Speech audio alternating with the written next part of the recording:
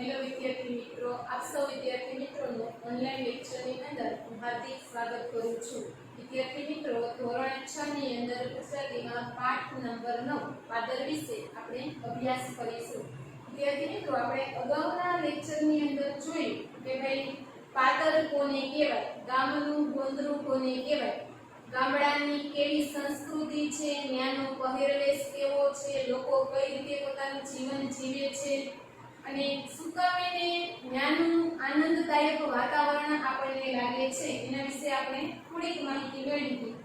મિત્રો, આપણે થોડીક વસ્તુઓને યાદ કરી લઈએ, ત્યારબાદ આપણે આપણા પાઠની આગળ શરૂઆત કરીએ. સૌપ્રથમ પાઠ નંબર 9 પાદર, જેના લેખક છે ડોક્ટર કિશોરસિંહ સોલંકી. પાદર પાઠ જોયો વિદ્યાર્થી મિત્રો, જેની અંદર ગામડાની સંસ્કૃતિ, રહેણી કહેણી, ગામડાના લોકો, ત્યાંનું વાતાવરણ, આ બધી જ બાબતોનો પરિચય આપે છે.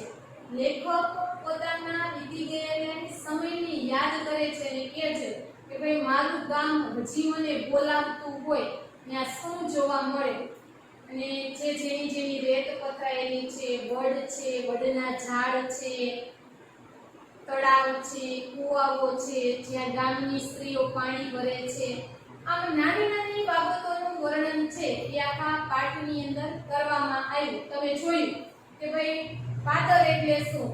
અત્યારે ઘણા બધા મિત્રો ગામડે હશે, ઘણા બધા વ્યક્તિઓ હજી ગામડેથી આવેલા હશે, તો એ આખું જ વાતાવરણ તમારા મગજની સામે હશે. ત્યાંનો શુદ્ધ હવા કેવી છે, ત્યાંના લોકો કઈ રીતે રહે છે, અહીંયા જે પાઠની અંદર જે વસ્તુઓ આપેલી છે એ તમામ વસ્તુઓ તમને તમારા ગામના પાદરની અંદર જોવા મળશે અને તમે જોયું પણ ખરું. તો આપણે આપણા પાઠને આગળ જોઈએ. તો એમ કહે છે, આપણે તમે આગળ જોયું ને કે ભાઈ કોઈ વ્યક્તિનું મૃત્યુ થાય તો એ મરનાર વ્યક્તિને વિસામાં આપવામાં આવે છે. એમાંનું એક વિસામું એની ગામના ગોંદરે, જે ત્રીજો વિસામું હોય ગામના ગોંદરે આપવામાં આવે છે. ને ત્યાં જ એ વ્યક્તિના પગ ઉપર આગ લગાવવામાં આવે છે અને ત્યારબાદ એને સ્મશાનની અંદર લઈ અને એની અંતિમ ક્રિયાઓ કરવામાં આવે છે. એટલે એમ કહે છે કે ભાઈ ગામડાનો વ્યક્તિ જન્મથી લઈ અને મૃત્યુ સુધી ગામના પાદર સાથે જોડાયેલો હોય છે. એ ઉપરાંત આપણે આગળ જોઈએ આનંદ. ઉત્તર ગુજરાત એટલે હવાઈનો દેશ. જો એમ કહે છે કે ભાઈ આનંદ પ્રદેશની વાત છે. એ પ્રદેશ કઈ બાજુ આવે તો કે ઉત્તર ગુજરાતની અંદર છે અને આને ભવાઈના દેશ તરીકે પણ ઓળખવામાં આવે છે. જો તમને ખબર ન હોય ભવાઈ એટલે શું, તો ગામડાઓની અંદર પહેલાના સમયની અંદર ટીવી કે આવી કોઈ સુવિધાઓ નહોતી ફિલ્મ જોવા માટે, તો ગામડાના લોકો શું કરતા તો કે પોતે ઘણી વખત અલગ અલગ પ્રકારના વેશભૂષાઓ પહેરી અને રંગમંચ ઉપર નાટક ભજવતા અને લોકોનું મનોરંજન કરતા, જેને ભવાઈ આપણે કહીએ છીએ. કે અત્યારના સમયે આપણે ઘણી વખત જોઈએ છીએ કે રામા મંડળ આપણે રમાડીએ છીએ, તો એ એક પ્રકારની રામા મંડળનો વેશ એ ભવાઈનો વેશ જ કહેવાય કે જેમાં અલગ અલગ પ્રકારના વેશ ધારણ કરી રંગમંચ ઉપર લોકોને આનંદ આપવાનો પ્રયત્ન કરે છે. અહીં એમ કે છે આનંદ કેવો પ્રદેશ છે તો કે ભવાઈના દેશ તરીકે એને ઓળખવામાં આવે છે. ચોમાસાના 4 મહિના ભવાઈ બંધ હોય. તો એમ કે છે કે ભાઈ ચોમાસાની અંદર શું હોય તો કે ચોમાસાના જે 4 મહિના હોય, જ્યારે વરસાદ પડતો હોય ત્યારે શું હોય તો કે ભવાઈ ભજવવામાં આવતી નથી. શું કામ એને તો કે જો કોઈ ભવાઈ ભજવવાની શરૂઆત કરેલી હોય ને વરસાદ આવે તો એ કાર્યમાં શું પડે, વિઘ્ન પડે. એટલા માટે અને ગામડાના લોકો ખેતી સાથે જોડાયેલા હોય, 4 મહિને એને ખેતરનું કાર્ય હોય, એટલા માટે આ કેમ છે 4 મહિના બંધ રાખવામાં આવતું. અમારું ગામ મગરવાડા એટલે ભોજકાનું કેન્દ્ર ગણાય. ખાસ યાદ રાખજો. લેખક એમ કહે છે કે એમના ગામનું નામ શું છે તો કે મગરવાડા. મગરવાડાને કેનું કેન્દ્ર ગણવામાં આવે છે તો કે ભોજકાનું. ભોજકા એટલે શું તો કે ભવાઈનું કેન્દ્ર ગણવામાં આવે છે. આસો સુદ પાંચમની રાતે ગોંદરે ભવાઈના શ્રી ગણેશ કરાય. આસો સુદ, આસો મહિનાની ગુજરાતી મહિના પ્રમાણે છે આસો મહિનો આવે એ આસો મહિનાની અંદર સુદ અને વદ 15 દિવસના બે ભાગ પડે છે. પ્રથમ પૂનમ પહેલાના જે કોઈ 15 દિવસ એને સુદ, ત્યારબાદના વર્ગ એટલે કે છે શુદ્ધ પાચન એટલે એકમ બીજ ત્રીજ ચોથ અને જે પાંચમના રાત્રે ગોંદરે એટલે ગામના કાદરે હવાઈના શ્રી ગણેશ થાય મતલબ કે પ્રથમ 4 મહિના બંધ રહ્યા બાદ આસો મહિનાની સુદ પાંચમના દિવસે ગામની અંદર પહેલી વખત ભમાઈ રમવાની શરૂઆત થતી. એ સિવાય ખવાય બીજે ક્યાંય ભજવી ન શકાય એવો ગણલખ્યો કાયદો. ગણલખ્યો એટલે પોતે લખેલો કાયદો એટલે નિયમ. ઠીક છે, અમારો એવો નિયમ કે એ સિવાય મતલબ કે જ્યાં સુધી આસો સુદ પાંચમના દિવસે ભવાઈની શરૂઆત ન થઈ જાય ત્યાં સુધી કે તમે ક્યાંય આવો ભવાઈનો ખેલ છે એ ભજવી શકશો નહીં. કે એવો અમારો ગણલખ્યો અમે લખેલો નિયમ છે. ગોંદરે આવેલી પીપળના થડ પાસે પડદા બંધાય. એટલે છે ક્યાં આ કાર્ય કરવામાં આવે તો કે જ્યાં ગોંદરે એટલે ગામના પાદરે જે પીપળનું ઝાડ છે એના થડ પાસે પડદા બંધાય મતલબ કે પડદા બાંધવામાં આવે પછી એના રમવાની શરૂઆત થાય. નરઘા વાગે, નરઘા એટલે નગારા કે છે જ્યારે પડદા બંધાય છે પછી શું થાય તો કે નગારા વગાડવામાં આવે. ભૂંગળ ફૂંકાય. પહેલાના સમયની અંદર ઓલા મોટા ભૂંગળાઓ છે એ પીપુડી જેવું વાપવામાં આવે કે છે ભૂંગળાઓ ત્યારે વગાડે તે ગામના લોકોને ખબર પડે કે કોઈ હવાઈ રમવાની શરૂઆત થઈ ગઈ છે. શરૂ થાય તા તા થઈ થઈ તુહુ તુહુ અમે કાગોડિયા એકબીજાને ધક્કા મારતા ચડીઓમાં રેત ભરાવતા અને મારામારી કરતા આગળ બેસવા માટે મથીએ. કે છે ત્યારબાદ જ્યારે નરઘા વગાય ભૂંગળાઓ વાગવા માંડે પછી તબલાના તાલે તા તા થઈ થઈ તુહુ તુહુ એવા ઉદ્ગારો થાય. કાગોડિયાઓ એટલે નાના બાળકો. ઠીક છે, અમે આ ભવાઈને જોવા માટે નાના બાળકો શું કરીએ તો કે એકબીજા વ્યક્તિઓને ધક્કા મારી એકબીજાની ચડીઓની અંદર રેત ભરી અને આગળ બેસવા માટે કે અમે મથીએ. પછી ભવાઈ જોવાનો ટેસ્કો પડી જાય. ટેસ્કો એટલે મજા. જો કે આગળ બેસી અને ભવાઈ જોઈએ તો ખૂબ એ બાબતની અમને મજા પડે. આખું ગામ અને આજુબાજુના ગામના લોકો પણ ભવાઈ જોવા માટે ઉમટે. કે છે અમારા ગામના લોકો તો ભવાઈ જોવા માટે આવે છે પરંતુ એ સિવાય આજુબાજુના જેટલા ગામના લોકો છે એ ગામના લોકો પણ આ ભવાઈનો વેશ જોવા માટે કે અમારા ગામમાં આવતા. શિયાળામાં હુતુતુ કે આટાપાટા રમીને કડકડતી ઠંડી ઉડાડીએ. ઠીક છે, શિયાળાની અંદર શું થાય કે ગામડામાં ઠંડીનું પ્રમાણ વધુ હોવાને કારણે કે છે હુતુતુ એટલે કબડ્ડી. બરાબર, તમે જેમ કબડ્ડી વધારે રમો દોડો કૂદો એટલે તમારા શરીરની અંદર ગરમી વધે અને ઠંડીનું પ્રમાણ કેવું થઈ જાય ઓછું થઈ જાય. અથવા તો આટા પાટા મતલબ કે આમથી તેમ જે દોડવાની રમતો હોય એ રમી અને અમે કે ઠંડીને દૂર ભગાડીએ. આંબલી પીપળી રમીએ વડની વડવાઈઓના હિંચકા બનાવીએ. કે છે અમે કે ઘણી વખત આંબલી પીપળી મતલબ ગામડાની અંદર આ ગેમ છે રમત કે છે આ રમત રમીએ અથવા તો ઘણી વખત કે છે વડની વડવાઈઓ મતલબ કે જે વડનું ઝાડ હોય એ વડવાઈઓની અંદર કે અમે હિંચકા બાંધી અને રમીએ. પડીએ આકડીએ ઊભા થઈએ લંગડાઈએ લડીએ એકબીજાના કપડા ફાડીએ. ઘણો બધો લાગણીઓ એકબીજા સાથે જોડાયેલી છે. તે કે છે પડીએ આકડીએ મતલબ કે રમતા હોય દોડતા હોય તો દોડતા દોડતા શું થઈ જાય પડી જાય આકડી જાય મતલબ કે લાગી જાય કે ઘણી વખત તો અમે શું થઈ જાય કે ઊભા થઈ જાય. લંગડાઈએ મતલબ કે પગમાં ઘણી વખત લાગેલું હોય તો લંગડા લંગડા ચાલીએ. લડીએ મતલબ કે એકબીજા સાથે કજીઓ કરીએ. એકબીજાના કપડા ફાડી કે ઘણી વખત એટલા બધા મસ્તીમાં આવી જાય એટલા બધો ખાર ચડેલો હોય તો એકબીજાએ જે કપડા પહેરેલા હોય એ કપડા પણ ફાડી નાખીએ. માથામાં રેત ભરીએ. જો કાગળની અંદર ઝીણી ઝીણી રેત ફેલાયેલી છે તો શું કરીએ તો કે મુઠ્ઠી ભરી એકબીજાના માથા ઉપર કે અમે રેતી પણ નાખીએ. રોતા રોતા ગાળાગાળી કરીએ. કે છે ઘણી વખત કજીઓ મોટો થઈ જાય એકબીજા વ્યક્તિઓને ગાળો દેવા લાગી એકબીજાને લાગી જાય તો કે રોવા લાગી. રોતા રોતા કે અમે બાજી કરાય. સામસામા પથરા મારીએ કે ઘણી વખત લડાઈ એવી મોટી થઈ જાય તો એકબીજા વ્યક્તિને કે અમે સામે સામે પથ્થર પણ મારીએ, એકબીજાને પાણા પણ કે મારવા લાગીએ, લોહી લુહાણ થઈએ તોય થોડી વાર પછી બધું જ ભૂલીને ભેગા મળીને રમવા માંડીએ. જો એકબીજા વ્યક્તિને તમે પથ્થર મારેલો હોય તો ઘણી વખત પથ્થર એવો લાગી જાય તો લોહી નીકળવા માંડે. એટલે લેખક કહે છે કે ભાઈ લોહી લુહાણ થઈ જાય, મતલબ કે માથામાંથી લોહી નીકળવા માંડે કે તોય આ બધી બાબતોને ભૂલી અને અમે સાથે ભેગા મળી અને કે રમવા લાગીએ. બે ઘડીના ઝઘડા ફરી એના એ કે છે અમે ગામડામાં કઈ રીતે રહીએ તો કે બે ઘડી 2 સેકન્ડ માટે અમે કોઈ વ્યક્તિ સાથે ઝઘડો કરીએ, એની સાથે બાજી, પણ પાછા બે ઘડી 2 સેકન્ડ પછી શું થાય તો કે જેવા હતા તેવા ને તેવા થઈ જાય, પાછા અમે એની સાથે બોલવા લાગી અને રમવા માંડીએ. ન ફરિયાદ કે ફાંદો જીવો મારા ભે મસ્તીમાં આનંદમાં.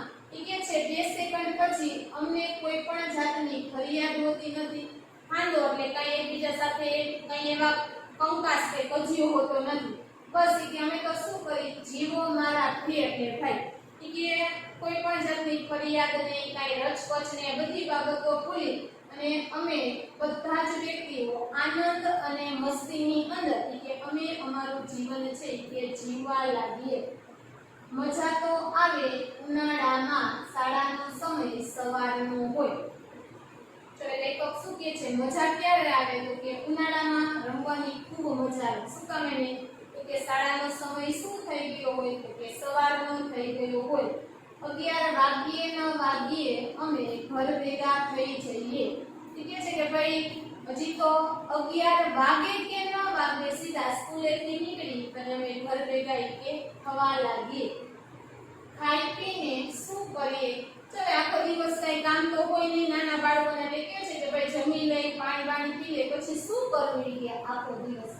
બપોરે ખેતરે ભાત લઈને નાચ કે બળબડતા બપોરમાં ગોંદરે ગરમ લાય રેતમાં અડવાના પગે દાઝતા જવાનું. એમ કે છે બપોરે ખેતરમાં ભાત લઈને, અહીંયા ખાવાના ભાતની વાત છે નહીં તો કે ગામડે લોકો ખેતરની અંદર કામ કરતા હોય એ લોકોએ બપોરનું જે ભોજન લે છે, બપોરનું જમવાનું હોય એને શું કહેવાય ભાત. તો કે છે ભાત લઈને ના છૂટકે, એટલે એમ કે છે લેખક હું જવા માંગતો ન હોય તેમ છતાંય કે ના છૂટકે અમારે બળબડતા બપોરમાં ગરમ લાય ગોંદરાની રેતમાં.